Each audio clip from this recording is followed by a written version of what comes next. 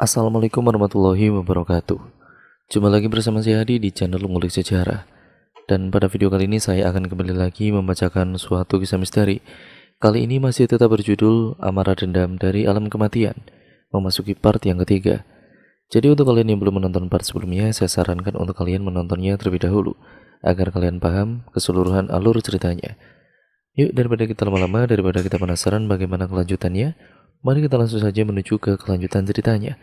Namun sebelum itu, untuk kalian yang belum subscribe channel ini dan nyalakan tombol lonceng notifikasinya ya teman-teman, agar kalian tidak ketinggalan video terbaru selanjutnya dari channel ini.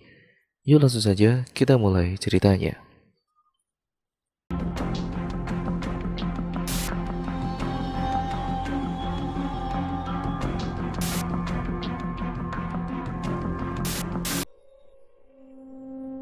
Jaya menatap lurus ke arah ibunya yang terbaring di ranjang.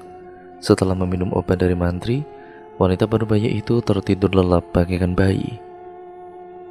Sesekali ia merintih, menahan sakit di kepala meski lukanya sudah dijahit. Untunglah ada Acil Lela dan Acil Jum yang setia menemaninya. Jaya juga merasa beruntung dengan kehadiran Julak Sarani. Saudara tertua mendiang ayahnya itu selalu setia membantu keluarganya di saat susah. Meski dikelilingi orang-orang baik, Jaya tetap merasa gamang. Jauh di lubuk hati, ia merasa bersalah atas semua yang terjadi belakangan ini. Tidak, aku tidak bersalah, gumamnya dalam hati. Jaya terngiang-ngiang kejadian 2 tahun lalu, di mana hampir setiap hari ia bersitegang dengan Misnah. Wanita yang dulunya tempatnya berbagi keluh kesah, kini berubah menjengkelkan karena cemburu tanpa alasan. Setiap pulang dari membawa kapal dagang, Jaya pasti dituduh bermain mata dengan wanita lain. Jaya memang memiliki kapal dagang, mengambil barang di Banjarmasin lalu dijual kembali ke desa-desa di pinggir sungai. Awalnya Jaya tidak terlalu menanggapi tuduhan Misnah yang macam-macam. Tuduhan sang istri dianggapnya angin lalu, hanya ungkapan rasa cemas karena mereka tidak kunjung punya anak. Namun tuduhan demi tuduhan itu kian lama membuat kepalanya seakan mau pecah. Kapal dagangnya ia sandarkan berbulan-bulan di dermaga desa. Beberapa anak buahnya ia pun berhentikan sementara karena rumah tangganya sedang dalam masalah. Berbulan-bulan ia berdiam diri di dalam rumah demi meredam kecurigaan Misnah. Namun upaya menepis kecemburuan si istri tidak berupa manis. Misnah justru menudingnya bermain mata dengan wanita di desanya sendiri. Karena muak, Jaya akhirnya mengabulkan kecurigaan si istri. Ia yang tidak pernah selingkuh mulai mencari wanita lain untuk diperistri. Tanpa diduga, keinginannya mempersunting Atul langsung diterima Kades Sarip. Hari itu ia merasa puas. Tuduhan Misnah ia wujudkan menjadi nyata. Misnah tersungkur, menangis pilu mengetahui suaminya mencari madu. Hatinya remuk redam dan batinnya berantakan. Ia kecewa belahan jiwanya mengkhianati janji suci mereka. Semua soal terjadi begitu saja membuat Misnah bagai rakit hanyut tanpa arah, terombang-ambing di hembas jeram yang ganas. Di hari persidangan Jaya dan Atul, ia semaput tidak sadarkan diri. Haja Diana mengamuk, tidak sudi datang ke pernikahan Jaya sebagai wanita pekerja keras sejak kematian suami. Ia menolak wanita dipermainkan oleh lelaki seperti itu. Tanpa diduga-duga justru anaknya sendiri yang menyakiti hati perempuan. Ia menentang habis-habisan tetapi Jaya bersikeras. Anak tertuanya itu telah silau dengan kemolekan tubuh gadis muda. Sejak saat itu kewarasan Misnah terganggu. Ia mengurung diri di kamar, tidak makan berhari-hari, badannya menjadi kurus seperti tengkorak. Wajahnya kusut, bagai gelandangan dan tampilannya berantakan tidak ubahnya orang gila di pasar. Yang mengerikan lagi, rambut keriting menggantungnya dibiarkan terurai panjang, menjuntai hingga lantai. Tidak pernah lagi ia rawat mahkota kecantikannya itu. Hati Haja Diana turut merasa perih melihat keadaan menantunya. Nanar matanya melihat perilaku Misnah yang kerap terlihat hanya mematung di depan cermin. Ia berusaha membujuk, tapi si menantu hanya bergeming. Dengan air mata mengalir di pipi, Misna hanya sibuk menyisir rambut keriting yang tergerai tanpa mengucap sepatah kata. "Nak, sudahlah nak. Percuma kau meratap, sifat lelaki seperti itu selalu silau pada gadis muda. Tidak ada yang kau bisa lakukan kecuali pasrah menerima nasib. Lagi pula, beristri dua tidak dilarang agama. Lebih baik ia bermadu daripada berbuat zina di luaran sana." Nasihat aja Diana bagai angin lalu, pucuk rayunya tidak mempan. Ia iba melihat derita wanita malang itu. Dahulu Misna ia pungut dari jalan. Ia terkesima melihat keinginan gadis miskin itu untuk bertahan hidup. Apapun dilakukan Misna kecil agar bisa makan, meski jadi pencuri dan dimaki-maki. Di usia 8 tahun, Misna hanya hidup berdua dengan ibu yang sakit-sakitan. Sang ayah telah menghilang, konon mati ditembak polisi karena menjadi perompak di sungai. Ibu dan juga anak itu tinggal di sebuah gubuk reot, beratapkan daun kacang nipah, beralaskan kardus bekas dan berdinding sak karung bekas.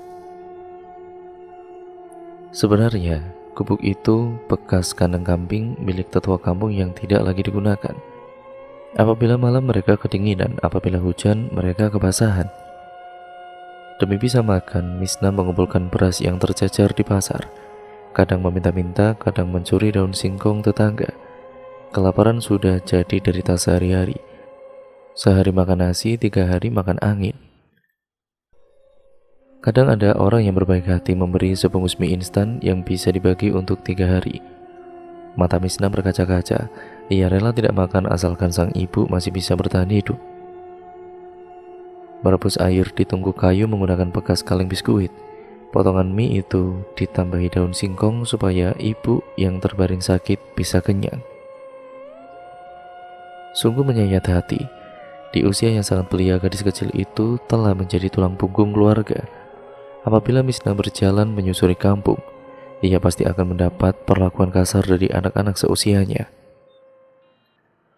Ledekan, hinaan, lemparan batu atau ludah sudah jadi bagian kehidupan gadis kecil itu. Apabila ia menangis, maka anak-anak nakal itu pasti akan tertawa. Semakin menangis si Misna, semakin tertawalah mereka. Memang tampilan Misna sungguh berantakan. Rambutnya awut-awutan, badannya dekil, kulitnya korengan, tubuhnya bau dan kukunya panjang tidak pernah dipotong. Suatu ketika Misna kedapatan mencuri 2 muk beras salah seorang pedagang di pasar. Misna segera diseret, dipukul menggunakan rotan, disiram air comberan dan diikat di tiang pasar. Waktu itu semua orang tertawa. Tidak ada seorang pun yang peduli dengan jerit tangis ketakutan gadis kecil itu. Beruntunglah Acil Diana kala itu sedang menagih hutang para pedagang pasar. Melihat seorang gadis kecil diperlakukan semena-mena, rasa keibuannya langsung tergugah. Misna yang malang, segera ia tolong dan orang-orang yang menertawakan ia marahi habis-habisan. Tidak ada yang menduga rentenir penghisap darah itu justru menjadi malaikat penolong bagi si kecil Misna yang ketakutan. Hari itu juga Misna dan ibunya dibawa pulang oleh Acil Diana dan diperlakukan layaknya manusia. Air mata ibunya Misna ini mengalir sebab baru pertama kali ia merasakan kebaikan seorang manusia. Setelah bertahun-tahun tidur bagai hewan liar, akhirnya ia merasakan tidur di kasur yang empuk dengan dinding yang kokoh dan atap yang tidak bocor. Si kecil Misna dimandikan, rambutnya dipotong, korengnya dibersihkan dan wajahnya diberi bedak. Hari itu Misna diperlakukan layaknya anak sendiri oleh ibu Diana. Namun sungguh kasihan, 2 bulan kemudian ibunya Misna meninggal dunia karena sakitnya sudah terlalu parah. Misna kecil menangis meraung-raung kehilangan ibu dan ayah di usia yang sangat belia. Beruntunglah ada Acil Diana yang merawat penuh kasih sayang. Gadis kecil itu ia besarkan dengan uang haram riba yang katanya tidak ada berkah. Kehadiran Misna ternyata membawa keberuntungan bagi Budiana. Setiap kali ia diajak ikut menagih hutang, urusan Budiana berjalan lancar. Para petugas yang sembunyi, galak, ataupun mengancam seakan luluh pada pesona Misna. Bahkan ada pengutang yang kabur tiba-tiba datang membayar utang beserta bunganya. Acil Diana sumringah. Harta dan tanahnya terus bertambah sejak kehadiran Misna. Ia pun perlahan meninggalkan bisnis rentenir dan mulai mengembangkan usaha lain. Jadi pemasok sembako bagi beberapa perusahaan tambang di sekitar. Ia bahkan bisa pergi ke tanah suci dari usahanya itu hingga kemudian mendapat gelar hajah. Waktu berlalu, Misna kecil tumbuh menjadi remaja yang cantik jelita. Ia dan juga Jaya yang kerap bertengkar malah tumbuh benih-benih cinta di antara mereka berdua. Haja Diana cepat tanggap. Kedua sejoli itu yang mabuk asmara itu ia nikahkan akhirnya. Hingga petaka itu datang. Jaya kawin lagi dan Misna kembali larut dalam duka. 20 hari setelah menikah, Jaya tidak pulang ke rumah. Lelaki itu memilih tinggal di rumah mertua, menikmati malam demi malam bersama istri muda. Misna hanya terbengong meratapi nasib. Setiap hari ia hanya menyisir rambut di depan cermin, lupa mandi, lupa makan, dan lupa segalanya. Nak, kenapa gak dimakan ketupat kandangannya? Bukankah itu makanan kesukaan kamu? Tegur Haja Diana seraya mendekat. Sewaktu memegang pundak Misna, wanita baru bahaya itu tersentak lalu mundur 2 langkah. Wajahnya pucat pasi dan darahnya seketika berdesir. Haja Diana bergidik ngeri. Tatkala Misna tiba-tiba menoleh sambil memegang belati. Matanya nyalang penuh amarah membuat Haja Diana gemetar ketakutan. Misna, sabar nak, sabar. Misna yang gelap mata tidak menggubris seruan ibu mertuanya. Belati itu acungkan tinggi-tinggi di udara, diarahkannya tepat untuk mengucam jantungnya. Sembari berteriak histeris, Haja Diana bertindak cepat. Tanpa pikir panjang, ia langsung menerjang si menantu. Keduanya lantas terguling di lantai menimbulkan suara berisik yang mengagetkan seisi rumah. Pisau yang tadi dipegang Misna telah terlempar ke bawah lemari. Keduanya bergumul dengan teriakan dan jerit tangis silih berganti. Mendengar keributan di lantai atas, para pesuruh dan juga adik-adiknya Jaya bergegas berlari ke kamar Misna. Semua orang mendadak panik melihat tetesan darah di lantai keramik memercik dari punggung Haja Diana yang terluka. Kedua wanita malang itu lantas dipisahkan dengan susah payah. Misna seketika tersadar mengetahui ibu mertuanya terluka. Tangisnya semakin pecah karena penyesalan. Berurai air mata, ia langsung memeluk mertuanya yang merintih kesakitan. Mama, maafkan anakmu. Maafkan aku, Ma. Mertua dan juga menantu itu lantas berpelukan dalam cucuran air mata, larut dalam tangis kepedihan. Keduanya sakit hati karena lelaki yang sama, yaitu Jaya. Tenang nak, tenang. Hibur Haja Diana sambil membelai lembut rambut menantunya. Jaya akan kembali ke pelukanmu, Jaya pasti akan kembali. Beruntung luka Haja Diana tidak terlalu dalam. Hanya luka gores yang cukup panjang membelah punggung kiri. Setelah dijahit, kata mantri akan mengering dalam 2 minggu. Mengetahui ada kejadian heboh di rumah, hari itu juga Jaya langsung pulang. Ia kaget setengah mati melihat luka ibunya sedang dijahit mantri. Melihat Misna di samping, seketika emosinya menggelegak. Ia telah mendengar kabar bahwa istri tertuanya itu hendak membunuh ibunya karena stres. Dengan mata melotot, tangan kekar Jaya menjambak rambut Misna hingga kepala wanita itu terdongak. Kau apakan ibuku? Hardiknya penuh amarah. Cuh, air ludah Misna mendarat di wajah Jaya, membuat lelaki itu semakin naik pitam. Plak! Sebuah tamparan di pipi membuat Misna tersungkur di lantai. Kepalanya membentur sisi ranjang dan bibirnya pecah berdarah. Seketika Jaya tersentak menyesali perbuatan kasarnya. Semua yang di kamarnya terengah-engah tidak mengira Jaya akan main tangan kepada Misna. Jaya, apa yang kau lakukan?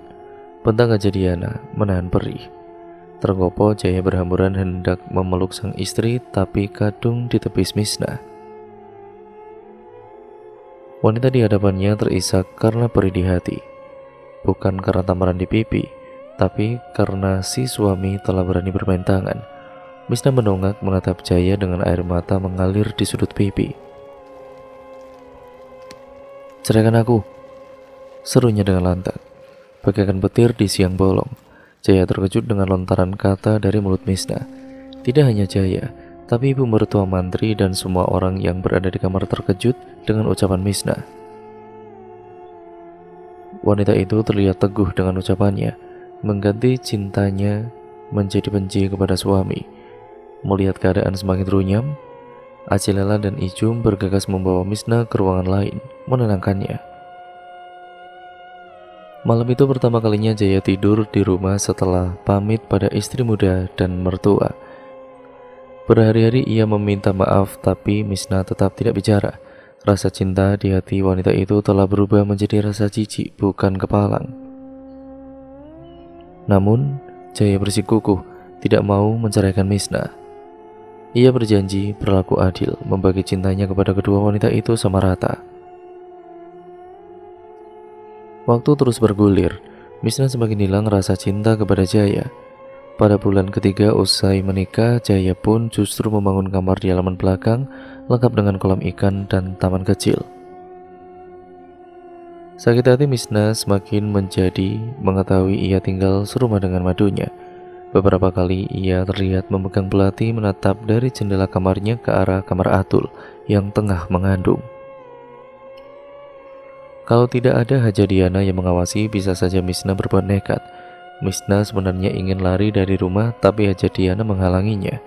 Ibu mertuanya berjanji bahwa Jaya akan kembali ke pelukannya. Beberapa bulan sebelum kematiannya, Misna mulai berubah. Istri pertama Jaya itu kembali merawat diri, menabur bedak di wajah, memerahi bibirnya dengan ginju, memakai minyak wangi serta memotong rambut dan mengunci rapi.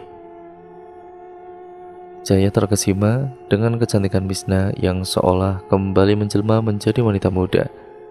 Berhari-hari ia berkelut dengan Misna, tidak menghiraukan Atul yang cemburu. Mulutnya tidak berhenti memuji kecantikan Misna yang kembali berseri-seri. Namun, naas, Misna justru mendadak sakit karena menderita asam lambung akut. Kebiasaannya yang tidak menggubris makanan karena ulah Jaya justru berakibat fatal. Misna meninggal beberapa bulan kemudian di dalam pembaringan. Teng, teng. Jam dinding berdentang 10 kali menunjukkan pukul 10 malam. Jaya langsung tersadar dari lamunan menyeka air mata yang tanpa sadar mengalir di pipinya. Di hadapannya ibunya masih terlelap didampingi Acilela dan Acil Ijum yang masih setia menemani, sedangkan anak dan istrinya telah diungsikan ke rumah mertua. Jaya pun beranjak hendak ke WC, tapi langkahnya seketika terhenti sewaktu pintu belakang terbuka perlahan tertiup angin. Ia tertegun karena melihat seorang nenek tua berpakaian serba putih di dekat gudang. Diterpa cahaya lampu yang temaram, nenek misterius itu berdiri mematung, menatapnya dengan sepasang mata yang runcing ke kiri dan ke kanan. "Nini Tuha?" bisik Jaya tidak percaya. Ketika malam datang, desa Tumbang Lais benar-benar sunyi. Sebelumnya, selepas mari pun desa ini telah sepi. Apalagi setelah tersiar kabar ada warga yang mati jadi hantu, membuat kampung ini tidak ubahnya desa mati.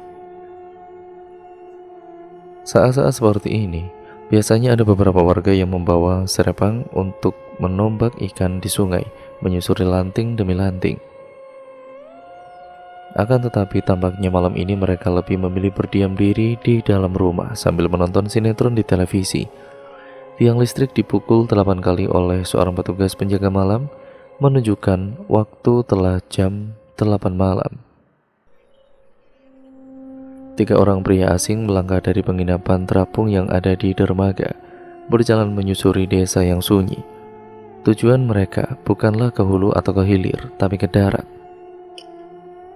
Berbeda dengan di Jawa yang menggunakan arah mata angin sebagai patokan, di Kalimantan masyarakat menggunakan sungai sebagai penentu arah.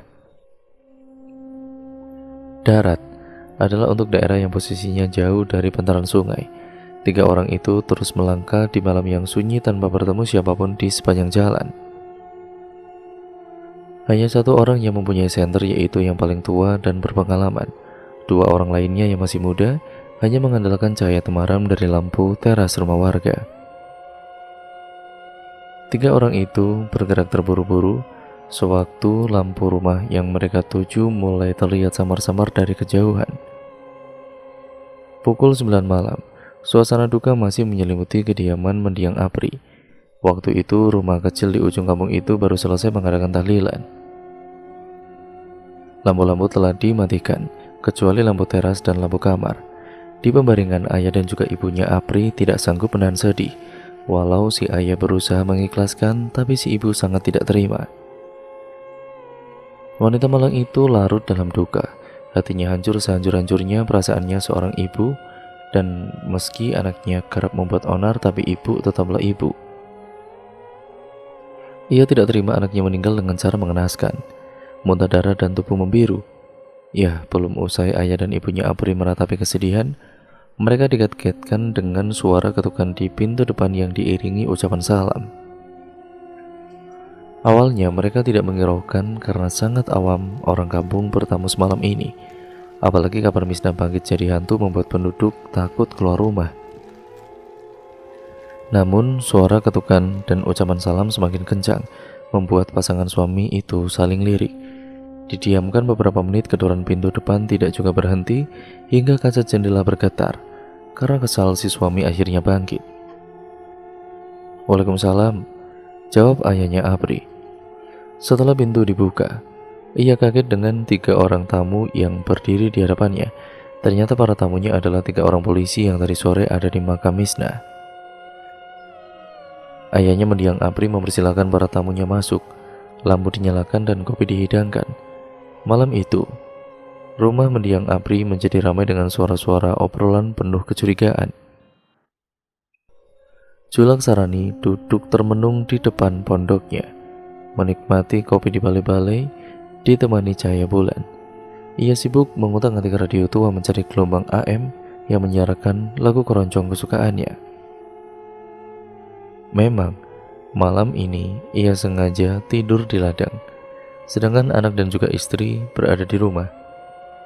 Sudah beberapa hari ini ladang tada hujannya tidak terawat, terlalu sibuk mengurusi kematian Misna yang janggal. Bulir-bulir padinya yang mulai besar diserbu kawanan burung pipit, tikus, belalang, dan hampangau. Setelah beberapa saat, Julak Sarani tersenyum puas. Saluran radio yang menyiarkan lagu keroncong telah didapat, meski tumpang tindih dengan suara gemeresek. Kakek-kakek itu lantas meraih bambu runcing yang tergeletak di samping. Bambu yang ia genggam memang berbeda dibandingkan bambu lainnya. Bambu itu lurus sepanjang tombak, tanpa ruas seperti pipa. Ia tidak menyangka kalau akhirnya akan menggunakan bambu warisan leluhurnya itu. Dahulu sekali bambu yang diberi nama Kakucuk Langit itu pernah digunakan buyutnya untuk membunuh seorang penyihir yang sudah mati. Dan kini sepertinya akan ia gunakan untuk hal yang sama. Julak Sarani merapatkan sarung yang membekap tubuhnya, karena angin malam yang di sekitar pondok itu benar-benar dingin menembus kulit.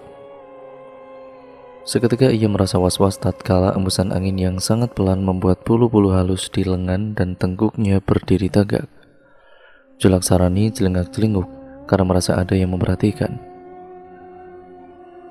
Suara lolongan anjing liar itu dari hutan sekitar membuatnya merasa tidak tenang. Konon suara lolongan anjing menandakan ia sedang melihat makhluk halus berkeliaran. Pak tua itu menajamkan telinganya karena ia mendengar suara-suara lirih seperti tangisan seorang wanita. Semakin lama suara-suara lirih itu terdengar kian jelas, sayup-sayup di antara suara jangkrik dan karariang. Julak Sarani kemudian berdiri, menggenggam bambu tanpa ruas di tangan kiri dan senter di tangan kanan. Ia membaca bismillah mengumpulkan keberanian. Setelah cukup yakin, ia menyorotkan senter ke sekeliling, mencari sumber suara. Cahaya senter bergerak pelan menyorot hamparan padi dan pepohonan di sekitaran pondok. Saat itu Julak Sarani benar-benar gemetar karena suara lirih itu semakin terdengar jelas. Julak Sarani mendadak pucat karena suara rintihan itu terdengar persis berasal dari lumbung padi yang ada di belakangnya. Dengan jantung deg-degan ia mulai berbalik sangat perlahan seraya menahan napas. Julak seketika tersentak karena cahaya senternya menyorot sosok putih sedang berjongkok di depan pintu lumbung padinya. Ia tercekat beberapa saat, merapal doa-doa pengusir jin yang ia kuasai. Darahnya berdesir dan peluh mulai membasahi tubuhnya. Lantunan ayat-ayat suci terus ia ucapkan dengan lantang. Namun sosok putih itu hanya berdiam mematung, tidak bergerak sedikit pun. Takut-takut Julak Sarani mendekat dengan mengarahkan ujung bambu ke sosok di depannya. Setelah jaraknya hanya beberapa meter, Julak Sarani menarik nafas lega. Ternyata sosok putih yang ia kira hantu hanyalah tumpukan karung berisi pupuk kandang. Julak Sarani kembali melangkah ke balai-balai, menikmati kopinya yang sudah dingin. Ia terduduk lesu sembari terus mengucap istighfar tanpa henti supaya detak jantungnya cepat normal. Baru saja nafasnya teratur dan jantung berdegup normal, kupingnya yang tajam kembali mendengar suara-suara aneh, seperti suara-suara langkah kaki dan gemeresak tangkai padi. Julak Sarani pun memutuskan untuk mengecek mungkin babi hutan atau ular. Dari tempat duduknya, senter ia arahkan ke hamparan padi yang ada di depannya. Tangkai-tangkai padi bergerak-gerak seperti ada yang bersembunyi di situ. Julak lalu melempar sebuah batu seukuran kepalan tangan. Tapi seketika ia terlonjak kaget dengan jantung yang melompat-lompat. Astagfirullahaladzim, ucap Julak Sarani ketakutan. Di hadapannya muncul wajah mengerikan secara perlahan dari hamparan padi, sejengkal demi sejengkal. Cahaya senternya menyorot wajah selebar Nyiru yang sangat pucat. Biji matanya sebesar bola kasti tampak menonjol keluar dengan seringnya lebar yang menyeramkan. Sontak Julak Sarani kelagapan, tubuhnya gemetaran dan jantungnya terasa melompat-lompat tidak karuan.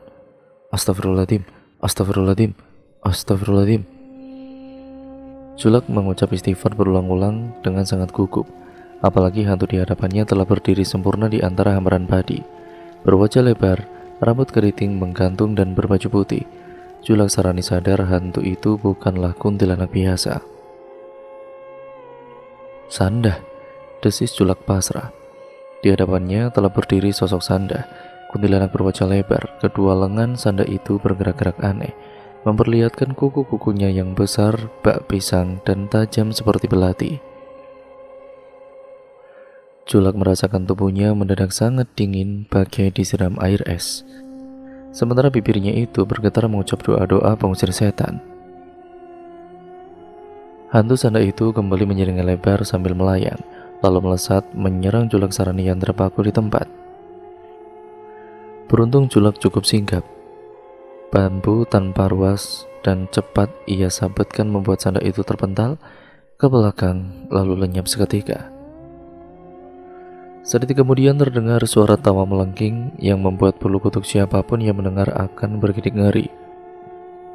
Hei Misnah, bukan aku sasaran amarahmu, bentak Julak dengan lantang, menutupi rasa takut yang menyelimuti. Kemudian terdengar suara tawa tanpa wujud itu tetap menggema di gelapnya malam, berpindah-pindah di sekitaran pondok. Selang beberapa waktu suara tawa itu menghilang, berganti dengan suara kepakan sayap jangkrik serta hewan-hewan malam. Meski suara tawa itu telah benar-benar hilang, Julak Sarani masih syok di tempatnya berdiri. Setelah yakin hantu Sanda itu benar-benar pergi, Julak Sarani melangkah terburu-buru menuju desa. Ibunya Apri menangis terseduh di pelukan sang suami.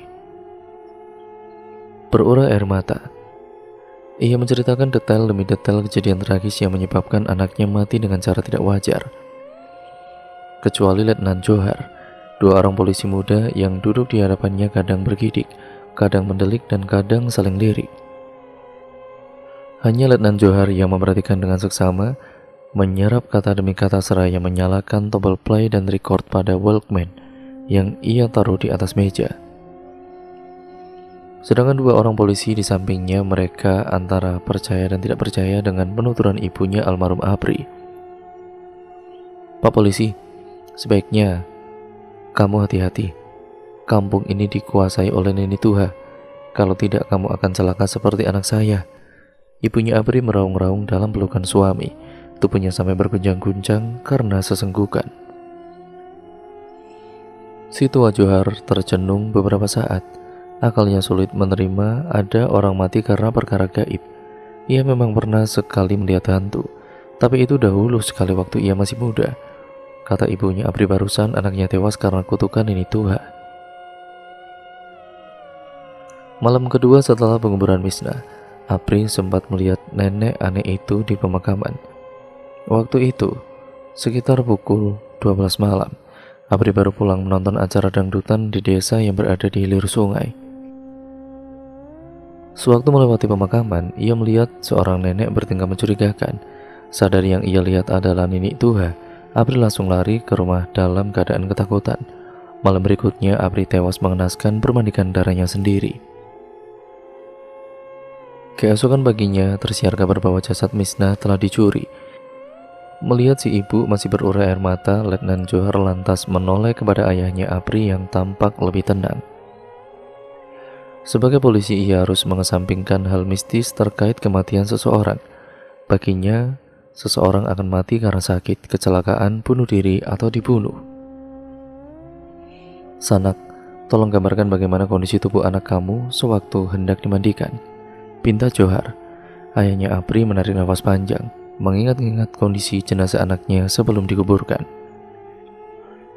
Sewaktu hendak dimandikan, jasad anakku terasa hangat di bagian dada. Sungguh aneh, ia layaknya orang yang masih tidur pulas meski napas dan detak nadinya sudah tidak ada. Hanyalah karena Pak Mantri yang menyatakan ia telah meninggal dunia secara medis, makanya anakku akhirnya kami makamkan. Ayahnya Apri terdiam sejenak, menatap kosong ke arah Walkman di atas meja. Letnan Johar menoleh ke samping. Sudah dicatat? Tanya Johar pada Sarda Bodi. Sudah Letnan, jawab si anak buah sambil mengangguk. Ada lagi yang janggal? Tanya Letnan Johar lagi pada ayahnya mendiang Apri. Biru tubuhnya, timbal si ibu tiba-tiba dengan mata masih berkaca-kaca. Letnan Johar menoleh pada sumber suara. Ia tahu ia akan mendapatkan petunjuk penting di rumah ini. Saat dimandikan, biru-biru di tubuh anakku menghilang, kecuali apa? Kecuali di bagian leher, terutama di bagian tengkuk. Warnanya biru kehitaman, walaupun mulai memudar. Sepertinya warna biru itu berasal dari situ. Bentuknya garis-garis mengikuti urat leher hingga ke dada. Letnan Johar mengangguk-ngangguk mendengar keterangan dari ibunya almarhum Apri. Ia sudah mendapatkan kesimpulan yang ia butuhkan meski belum yakin 100%. Sanak, kenapa tidak kita otopsi saja jasadnya Apri supaya penyebab kematiannya bisa dipastikan?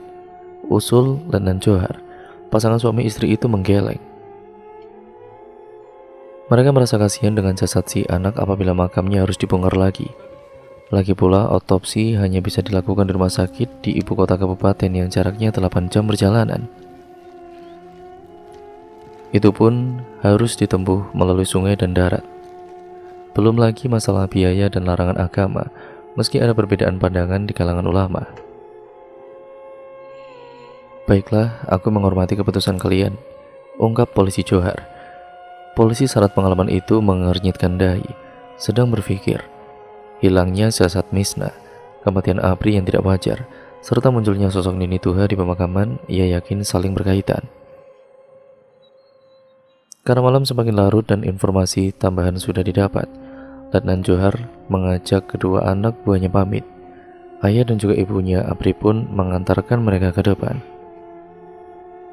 Akan tetapi, sewaktu pintu terbuka, semua orang tersentak di depan rumah.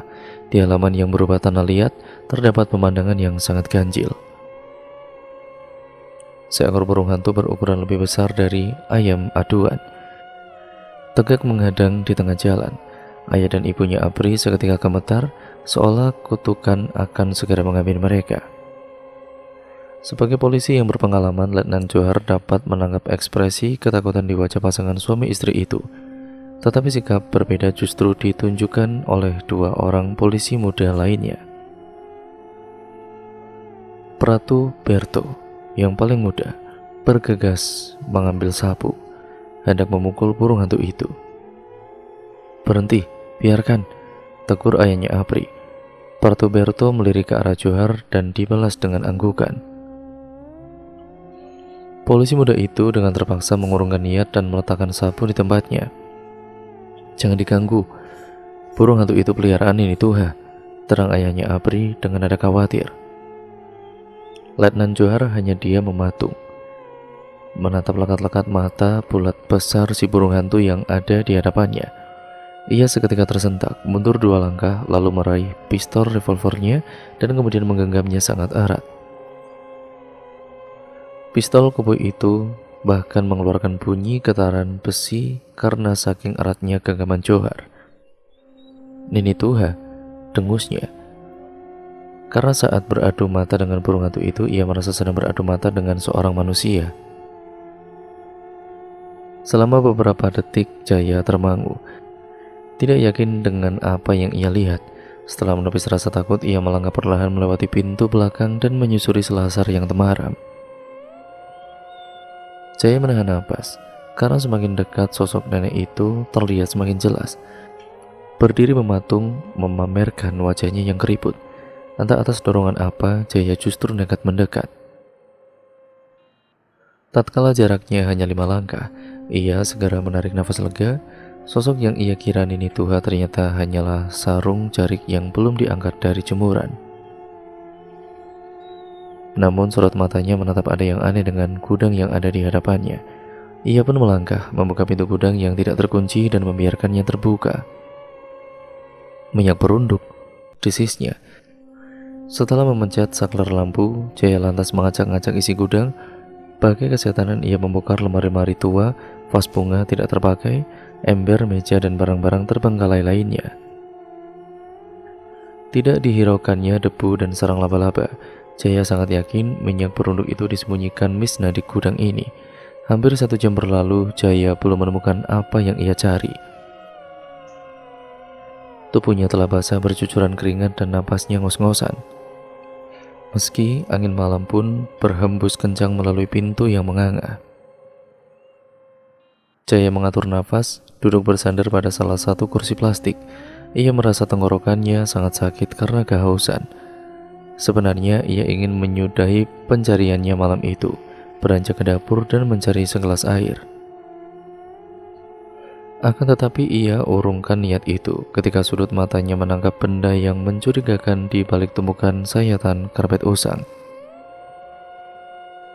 Dengan penuh semangat Jaya menyingkirkan tumpukan sayatan itu satu persatu, hingga akhirnya ia menemukan bungkusan kain kuning besar yang membalut sesuatu. Matanya berbinar setelah membuka bungkusan itu yang isinya ternyata bakul beras. Tanpa membuang waktu, Jaya langsung mengacak-ngacak beras di hadapannya. Ia mengernyitkan dahi ketika tangannya seperti menyentuh sesuatu di dalam beras. Semacam bungkusan kain berukuran sedang berbentuk persegi panjang. Jaya langsung meraih bungkusan kain itu yang lagi-lagi bungkusan kain kuning. Namun hanya beberapa detik bungkusan itu langsung terlepas dari tangan dan jatuh ke lantai. Aroma busuk yang sangat menyengat membuatnya memencet hidung. Puluhan belatung tiba-tiba menyeruak menggeliat satu persatu dari dalam bungkusan membuat Jaya bergidik ngeri sekaligus jijik.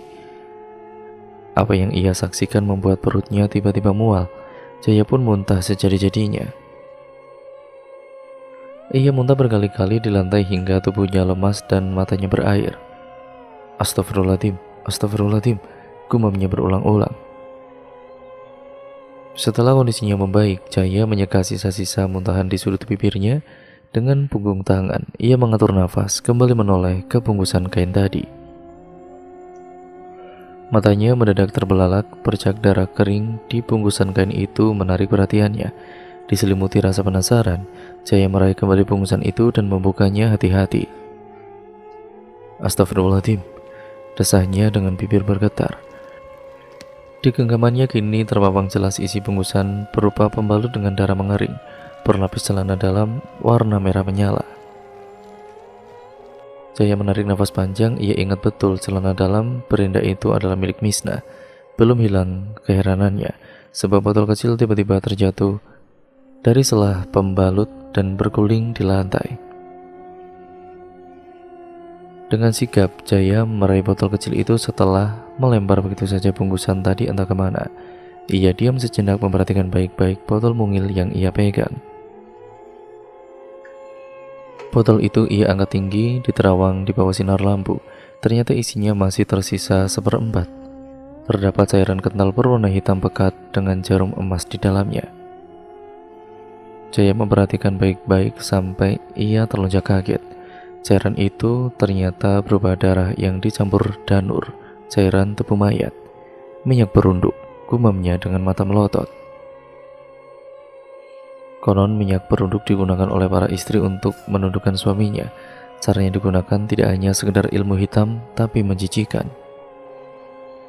Cairan itu diteteskan dalam makanan yang dimasak menggunakan campuran darah haid dan air perasan celana dalam. Bisa juga dituangkan dalam minuman. Ritual sesat yang harus dilakukan tepat tengah malam Jumat. Jaya sangat yakin beras di dalam bakul itulah yang digunakan Misna untuk memberinya makan. Jaya bergidik karena jijik, ternyata selama ini ia telah memakan makanan yang kotor dan jorok. Kata istighfar ia ucapkan berulang-ulang kali untuk meredakan keterkejutannya. Ia sungguh tidak menyangka kalau Misna akan berbuat senekat ini demi meraih kembali cintanya. Batinnya bergolak antara marah dan kesal bercampur jadi satu. Matanya lantas menangkap sebuah lembaran kertas lusuh berkop puskesmas tercecer di antara bungkusan yang ada di lantai. Saat diambil, rasa sesal mendalam langsung menyelimuti. Tangannya gemetar memegang kertas usang itu dengan mata berkaca-kaca. Di kertas yang tintanya mulai buram tertulis bahwa Misna positif hamil. Jaya menangis tersungkur penuh penyesalan menyadari Misna meninggal dalam keadaan mengandung. Bertahun-tahun Misna merindukan buah hati, bertahan dari cibiran tetangga yang menuduh ia mandul. Namun malang, ia terlebih dahulu menghadap sang kuasa tanpa sempat menjadi ibu. Di tengah kecamuknya hati, Jaya mendengar suara-suara lirih. Suara itu seperti rintihan yang memanggil namanya. Lampu yang tergantung di langit-langit bergoyang-goyang, mati menyala, dan terus seperti itu. Brak! Jaya terkesiap sewaktu pintu gudang tiba-tiba terbanting dengan keras, menutup dan terkunci rapat. Ia bahkan sampai terduduk di lantai yang dingin karena saking kagetnya. Ia menggigit bibir menahan dingin karena udara sekitar mendadak terasa membuat tulang menjadi beku. Kecemasannya bertambah sewaktu suara-suara lirih semakin terdengar dekat di telinga. Jaya sayang, Jaya menahan napas, berharap apa yang dia dengar hanyalah suara-suara di kepalanya saja. Jaya sayang. Jaya gelagapan dan mati kutu, ternyata ia tidak sedang berhalusinasi. Suara itu terdengar menggema dan berpindah-pindah tempat di sekitarnya. Terdengar suara langkah kaki mendekat membuat Jaya merinding.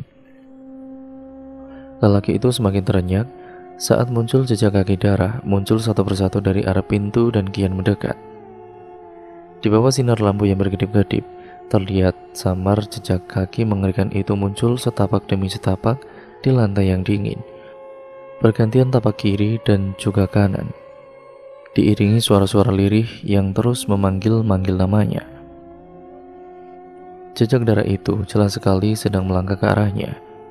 Saat itu juga Jaya hendak lari, tapi entah kenapa otot kakinya seakan hilang tenaga. Ia tersungkur dan benar-benar lemas tanpa bisa bergerak barang sejengkal. Sedangkan mulutnya terkunci rapat, jantungnya melompat ke sana kemari dengan deru nafas yang terus memacu. Di hadapannya jejak kaki darah itu terus mendekat yang lebih mengerikannya lagi. Jejak kaki itu perlahan membentuk tubuh manusia bermandikan darah, sejengkal demi sejengkal dari kaki, pinggang, badan, dan kepala. Dan cerita pun akhirnya berlanjut lagi ke part yang selanjutnya ya teman-teman. Jadi untuk kalian yang penasaran bagaimana kelanjutan ceritanya, kalian tetap terus stay tune di channel ini. Jangan lupa like, komen, dan share sebanyak-banyaknya, karena itu membantu channel ini berkembang menjadi channel yang jauh lebih baik. Dan jangan lupa pula untuk kalian subscribe untuk kalian yang belum. Nyalakan tombol lonceng notifikasinya agar kalian tidak ketinggalan video terbaru selanjutnya dari channel ini. Sekian, terima kasih ya teman-teman, kurang lebihnya mohon maaf. Wassalamualaikum warahmatullahi wabarakatuh.